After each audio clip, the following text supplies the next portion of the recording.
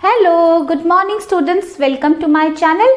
मेरे चैनल पे आपका स्वागत है। आज की इस क्लास में हम पढ़ेंगे यूनिट 2 की पोयम नोजेस। तो आइए बच्चों शुरू करते हैं। Page number 18। I looked in the mirror and looked at my nose. मैंने शीशे में देखा और अपनी नाक को देखा। It's the funniest thing the way it grows. जिस तरह से ये बढ़ती है ये बहुत मजाकिया है। Stuck right out where all of it shows with 2 little holes where the breathing goes. ऐसे दिखती है जैसे बीच में चिपकी हुई है, जिसमें 2 होल्स हैं, 2 छेद हैं और जिनसे हम सांस लेते हैं। I looked in the mirror and saw in their. मैंने शीशे में देखा और वहां पर देखा। The end of my chin and the start of my hair. अपनी चिन यानी ठुड्डी का अंत सिरा देखा और अपने सिर का वो हिस्सा देखा जहां से बाल निकलते हैं। And between there isn't much space to spare with my nose. और उनके बीच में ज्यादा जगह नहीं है कि हम अपनी नाक को अलग कर सकें। नाक कैसी दिखती है? Like a handle sticking there. ऐसी दिखती है जैसे एक हैंडल चिपका हुआ हो आपके सिर के बालों से और आपकी चिन के बीच में। If ever you want to giggle and shout, अगर कभी आपका मन करे गुदगुदी करने का, गुदगुदाने का और चिल्लाने का, and can't think of what to do it about, और समझ में ना आए कि क्या करें, just look in the mirror and then no doubt. केवल शीशे में देखिए और फिर इसमें कोई संदेह नहीं है। You will see how funny your nose sticks out. आपको कितना मजेदार लगेगा कैसे आपकी नाक फेस पर चिपकी हुई है। तो students, this was the poem. ये थी कविता जिसे लिखा है एलिन फिशर ने। So now students, there are few new words. Let's write their meanings and understand their pronunciation. Students, ये कुछ नए शब्द हैं आपके पोयम में। आइए इनका प्रोनाउंसिएशन करते हैं और इनका मीनिंग समझते हैं। First is mirror. Mirror means शीशा। फनीएस्ट, सबसे ज्यादा मजाकिया। ब्रीदिंग, सांस लेना। स्टिकिंग, चिपक जाना। गिगल, गिगल मीन्स गुदगुदी। Next is students reading is fun section. इसमें कुछ क्वेश्चन है, आइए उनके आंसर लिखते हैं। First is why does the poet feel that the nose is a funny thing. Poet को ऐसा क्यों फील होता है, क्यों महसूस होता है कि नाक बहुत मजाकिया चीज है। आइए आंसर लिखते हैं। The poet feels that the nose is a funny thing because it grows straight with 2 little holes in it. क्यों उसे लगता है कि ये बहुत मजाकिया है? क्योंकि ये सीधे बड़ी होती है और इसमें 2 छेद होते हैं। Question number 2, Why is your nose important for you? आपकी नाक आपके लिए क्यों महत्वपूर्ण है? Our nose is important for us because it helps us in breathing. हमारी नाक हमारे लिए महत्वपूर्ण है क्योंकि ये हमें सांस लेने में सहायता करती है। Question number 3, does the child in the poem like her nose? क्या कविता में बच्चे को अपनी नाक पसंद है? Why do you think so? आपको ऐसा क्यों लगता है? The answer is no, the child in the poem does not like her nose because she always laughs when she sees her nose in the mirror. नहीं, कविता में बच्चे को अपनी नाक पसंद नहीं है क्योंकि वो जब भी शीशे में देखता है उसे हंसी आती है। Next students, let's talk. Describe a few funny things you have seen. Do they make you laugh? आपको कुछ फनी चीजों का यहाँ वर्णन करना है। क्या आपको उनसे हंसी आती है? I have seen pigs grunting and frogs hopping which made me laugh. मैंने पिग यानी सुअर, सुअर को घुरघुराते हुए और हॉपिंग मीन्स कूदना, मेढकों को कूदते हुए देखा है जिससे मुझे हंसी आ गई या जिसने मुझे हंसा दिया। Question number 2, what does features means? Features का क्या मतलब है? Look up the dictionary, dictionary में देखो। What are the different kinds of features of people we come across in the world?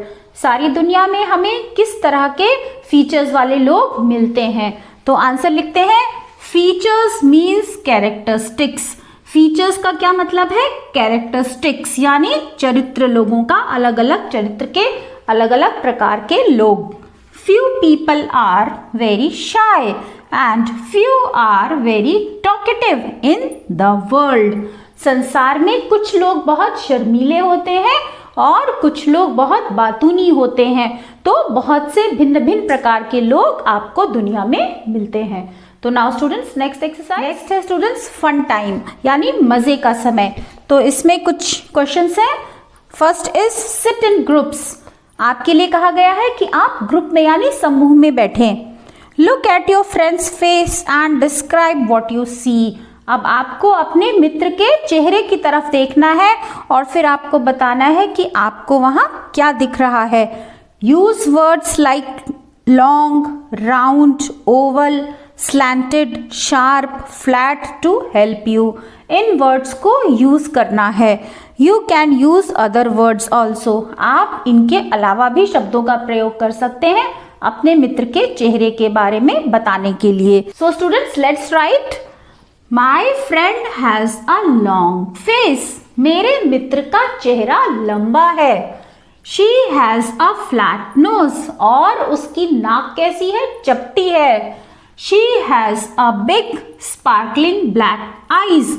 और उसकी चमकदार काली आंखें हैं। तो इस तरह से आप अपने फ्रेंड के चेहरे को डिस्क्राइब कर सकते हैं।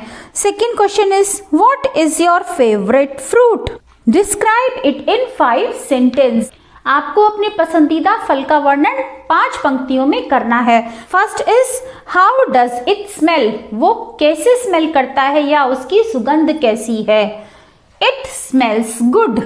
इसकी महक कैसी है? बहुत अच्छी है। How does it look? वो कैसा दिखता है? It looks yellow in colour. वो रंग में पीला दिखता है। How does it feel? वो कैसा महसूस होता है? It feels soft. जब आप उसको टच करते हैं तो वो सॉफ्ट महसूस होता है। When you bite it, what sound does it make? जब आप उसे काटते हैं तो उससे कैसी आवाज आती है? It makes a slurp slurp sound. जब आप किसी जूसी फ्रूट को चूस कर खाते हैं तो कैसी आवाज आती है? स्लर्प स्लर्प की आवाज आती है। How does it taste? अब उसका स्वाद कैसा है? It tastes delicious. उसका स्वाद बहुत स्वादिष्ट है। Next is let's write section यानी चलो लिखते हैं। First question, do you know a fish breathes from its gills? क्या आपको पता है कि मछली अपनी गिल्स की सहायता से सांस लेती है? Write 2 sentences about other animals which can breathe under water. आपको 2 वाक्य लिखने हैं उन एनिमल्स के बारे में जो पानी के अंदर सांस लेते हैं। The frog can breathe in water through their skin. Frog यानी मेढक पानी के अंदर अपनी स्किन की सहायता से सांस लेता है। Water snails breathe in water using their gills. और वाटर स्नेल्स पानी के अंदर अपनी गिल्स की सहायता से सांस लेती हैं। Question number 2 is punctuate the following passage. नीचे एक पैसेज दिया हुआ है जिसे आपको पंक्चुएट करना है। आइए शुरू करते हैं। Mother father Neelam said I have got a fire engine. Mother, beginning of the sentence with capital letter, so M capital, father and proper noun है, नीलम नाम है तो N capital लिखेंगे। said के बाद कॉमा लगाएंगे। I singular pronoun है, हमेशा कैपिटल में लिखा जाता है। I have got a fire engine, comma I have की शॉर्ट फॉर्म है I apostrophe VE, got a fire engine, full stop। What's this? What apostrophe S? What's this? Question है तो क्वेश्चन मार्क लगाएंगे। Again what's this? Question mark called mother. Somewhat confused by the noise. Sentence खत्म हो गया, full stop. अब ये वाक्य क्योंकि कोटेड है इसलिए इसको इन्वर्टेड कॉमा में रखेंगे। अगेन आई हैव का शॉर्ट फॉर्म है, कॉन्ट्रैक्शन है I apostrophe V, I have got a fire engine mother comma come and see it, see capital और लास्ट में लगाएंगे फुल स्टॉप। तो इस तरह से इस पैसेज को पंक्चुएट करेंगे। Question is using a red pencil choose and circle the things whose smell you like. एक रेड पेंसिल की सहायता से आपको उन चीजों को सर्कल करना है जिनकी खुशबू आपको अच्छी लगती है। Now with a blue pencil circle the things whose smell you do not like. अब आपको नीली पेंसिल की सहायता से उन चीजों को गोल घेरे में लिखना है जिनकी स्मेल आपको अच्छी नहीं लगती। मेक 5 सेंटेंसेस लाइक दिस, और आपको इस तरह से 5 वाक्य बनाने हैं। I like, do not like the smell of dash because it reminds me of. इस तरह से आपको 5 वाक्य बनाने हैं। तो आइए शुरू करते हैं students exercise. I like the smell of soap because it reminds me of rose. मुझे साबुन की खुशबू अच्छी लगती है क्योंकि वो मुझे गुलाब के फूल की याद दिलाती है। Few soaps have fragrance of rose. Now next, I do not like the smell of rotten fruits as it reminds me of garbage. मुझे सड़े हुए फलों की सुगंध बिल्कुल अच्छी नहीं लगती क्योंकि वो मुझे कूड़े की याद दिलाते हैं। I like the smell of paint as it reminds me of my favorite perfume. मुझे पेंट की खुशबू अच्छी लगती है क्योंकि वो मुझे मेरे पसंदीदा परफ्यूम की याद दिलाते हैं। I do not like the smell of shoes as it reminds me of rotten tomatoes. मुझे जूतों की महक बिल्कुल अच्छी नहीं लगती क्योंकि वो मुझे सड़े हुए टमाटरों की याद दिलाते हैं। I like the smell of chips as it reminds me of cheese pizza. मुझे चिप्स की खुशबू बहुत अच्छी लगती है क्योंकि वो मुझे चीज पिज्जा की याद दिलाते हैं। तो स्टूडेंट्स आइए करते हैं next exercise. Next students let's सिंग, चलो गाते हैं। What is it? ये क्या है? Tall ears, twinkly nose, tiny tail and hop he goes. What is he? Can you guess? I feed him carrots and watercress. His ears are long, his tail is small, and he doesn't make any noise at all. Tall ears, twinkly nose, tiny tail, and hop he goes. So this is the poem, students. Now your exercise is write 3 pairs of words that rhyme with each other. इस कविता से आपको 3 pair of words लिखने हैं जो एक दूसरे से rhyme करते हैं। तो आइए स्टूडेंट्स लिखते हैं। राइम मतलब जिनमें लय आती हो, लयात्मक शब्द हो। तो आइए लिखते हैं स्टूडेंट्स। फर्स्ट आपकी है इसमें जिसमें राइमिंग साउंड है नोज और goes. These words they rhyme with each other. Second is guess and water cress.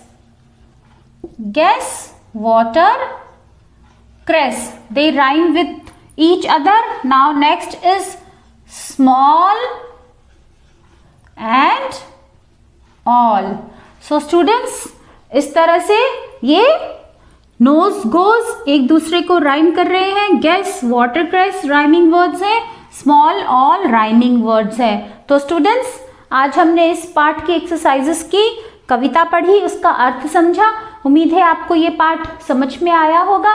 यदि आपको अच्छा लगा हो तो लाइक बटन को प्रेस कीजिए। स्टूडेंट्स आप अपने विचार मुझे कमेंट सेक्शन में लिखकर भेज सकते हैं और मेरे चैनल को सब्सक्राइब करना मत भूलिए। तो आज के लिए इतना ही, फिर मिलेंगे एक दूसरे वीडियो के साथ। तब तक के लिए bye bye. Have a good day children.